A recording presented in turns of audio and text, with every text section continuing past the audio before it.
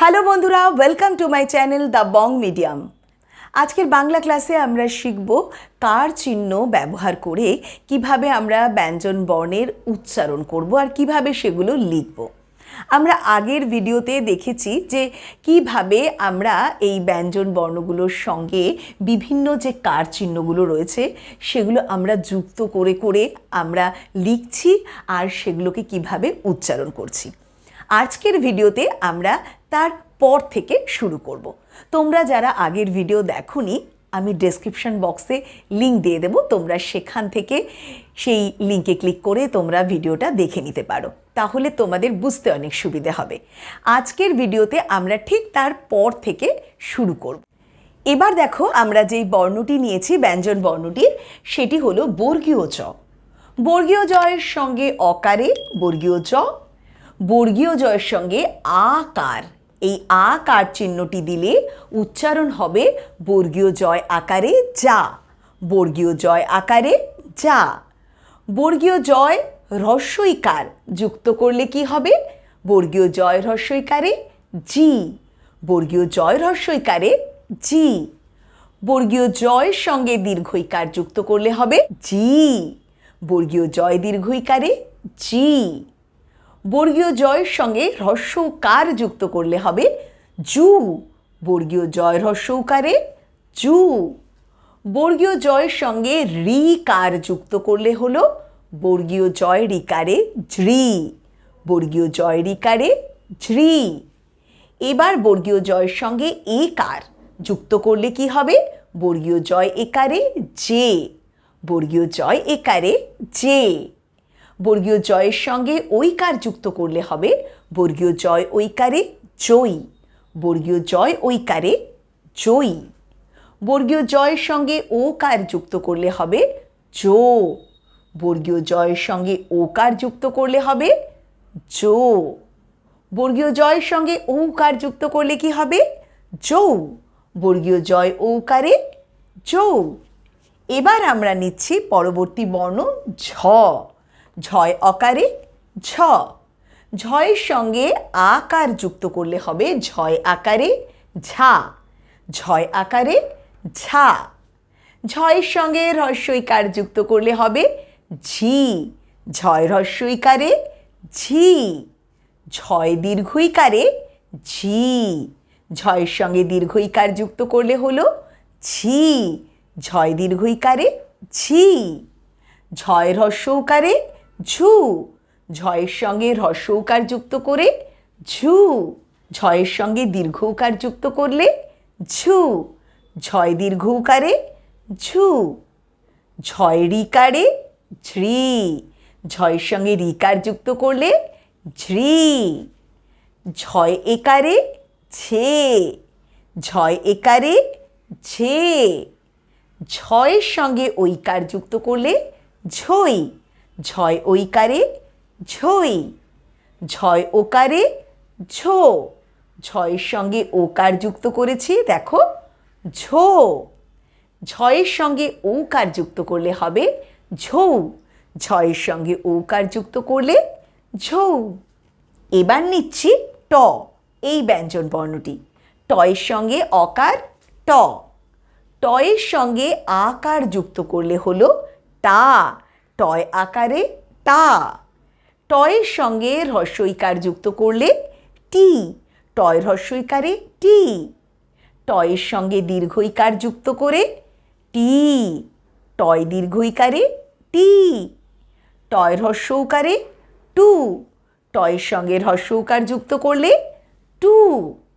টয়ের সঙ্গে দীর্ঘ উকার যুক্ত করলে টু, টয়ের সঙ্গে দীর্ঘ উকার যুক্ত করলে টু। টয় রি ট্রি, টয়ের সঙ্গে রিকার যুক্ত করে ট্রি। টয়ের সঙ্গে একার যুক্ত করলে টে, টয়ের সঙ্গে একার জুড়ে টে। টয়ের সাথে ঐকার যুক্ত করলে টই, টয় ঐকারে টই। টয়ের সঙ্গে ওকার যুক্ত করলে টো, টয় ওকারে টো। টয় ঔকারে টৌ, টয় ঔকারে টৌ।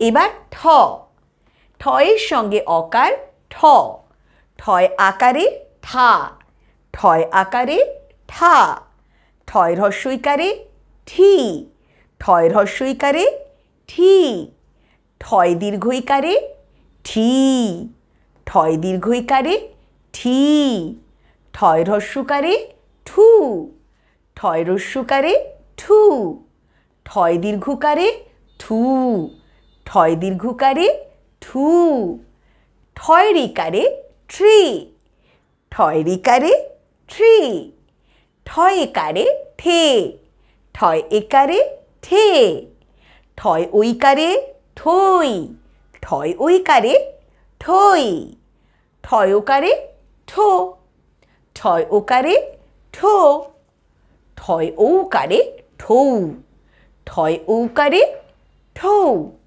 এবার যেই বর্ণটি নেব সেটা হলো ড।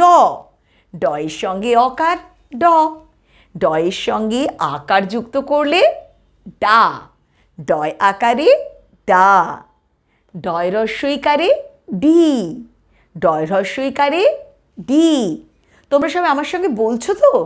তোমরা যখন আমি বলছি আমার সঙ্গে সঙ্গে যদি তোমরা উচ্চারণ করো তাহলে দেখবে তোমাদের পরে যখন তোমরা পড়বে খুব সুবিধে হবে, উচ্চারণটা স্পষ্ট হয়ে যাবে।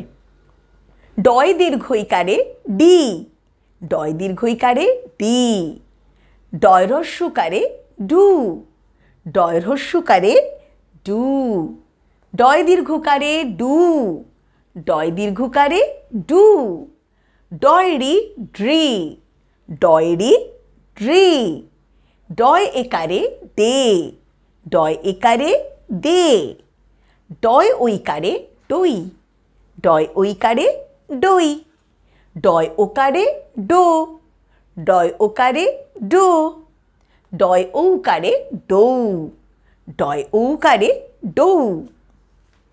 এবার ঢ। ঢয়ের সঙ্গে অকার ঢ, ঢয়ের সঙ্গে আকার ঢা, ঢয় আকারে ঢা, ঢয়ের সঙ্গে হ্রস্বইকার ঢি, ঢয় হ্রস্বইকারে ঢি, ঢয় দীর্ঘইকারে ঢি, ঢয় দীর্ঘইকারে ঢি, ঢয় হ্রস্বকারে ঢু, ঢয় হ্রস্বকারে ঢু, ঢয় দীর্ঘকারে ঢু, ঢয় দীর্ঘকারে ঢু, ঢয় রিকারে ঢ্রি, ঢয় রিকারে ঢ্রি, ঢয় একারে ঢে, ঢয় একারে ঢে, ঢয় ঐকারে ঢই, ঢয় ঐকারে ঢই, ঢয়কারে ঢো, ঢয়কারে ঢো, ঢয় ঔকারে ঢৌ, ঢয় ঔকারে ঢৌ। তাহলে দেখলে তো কিভাবে ব্যঞ্জন বর্ণের সঙ্গে এইরকম কার চিহ্নগুলো বসে সেগুলোকে আমরা উচ্চারণ করি আর সেগুলো কিভাবে লিখতে হয়। এইরকম আরও যে সমস্ত ব্যঞ্জন বর্ণগুলো রয়েছে সেগুলোর সাথেও আমরা কার চিহ্ন বসিয়ে কিভাবে উচ্চারণ করব, কিভাবে লিখব সেগুলো আমরা শিখব। তবে আজ আর নয়, কারণ আজকের ক্লাসটা এমনি অনেক বড় হয়ে গিয়েছে, তাই আমরা বাকি জিনিসগুলো শিখব পরবর্তী ক্লাসে। আশা করছি এই ভিডিওটি তোমাদের কাজে লাগবে। এরপরে যখন তোমরা বাংলা বানান লিখবে তখন দেখবে তোমাদের কত সুবিধে হচ্ছে। আর ভালো লাগলে লাইক আর শেয়ার করতে ভুলো না। আর যারা আমার চ্যানেলটি এখনও সাবস্ক্রাইব করোনি তারা প্লিজ চ্যানেলটিকে সাবস্ক্রাইব করো, আর পাশে যে বেল বাটনটি রয়েছে সেটা প্রেস করতে ভুলো না। তাহলে আমার নতুন ভিডিও এলেই তোমাদের কাছে তার নোটিফিকেশন চলে যাবে। তাহলে দেখা হবে পরবর্তী ভিডিওতে। সবাই ভালো থেকো।